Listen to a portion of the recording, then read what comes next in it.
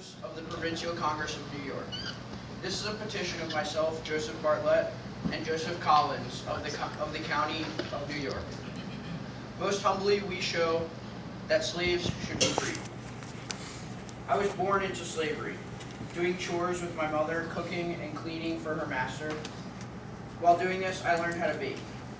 Later on, I worked for a baker doing manual labor, a real slave's work. I was sold as an adult to Master Livingston. The Livingston family was not always around to order me to do things, so I began a baking business, selling cheap goods for extra money. I started getting around the city more while doing this. While exploring the city, I've heard talk about liberty and freedom. I want freedom too. Why must I be considered another man's property? I believe men who are enslaved deserve the same rights as any other man.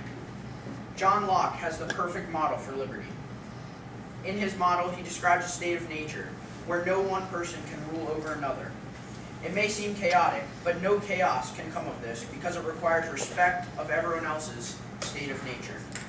Everyone should have the same natural rights, a right to property and protecting it.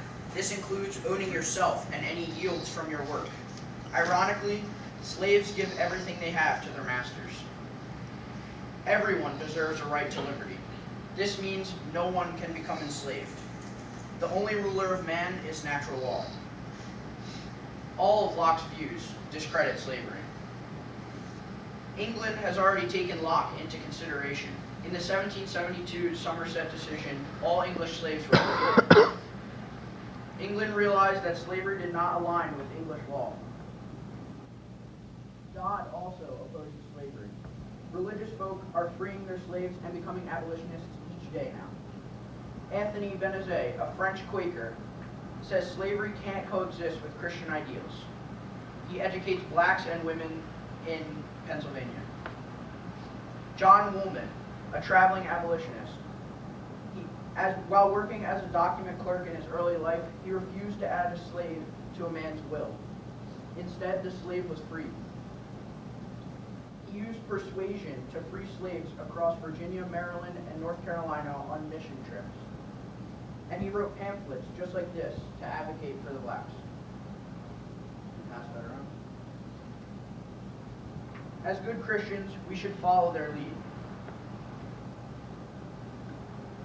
Your petitioners, therefore, most humbly pray that the Congress see why it is essential to make those held in slavery in New York forever free. Thank you.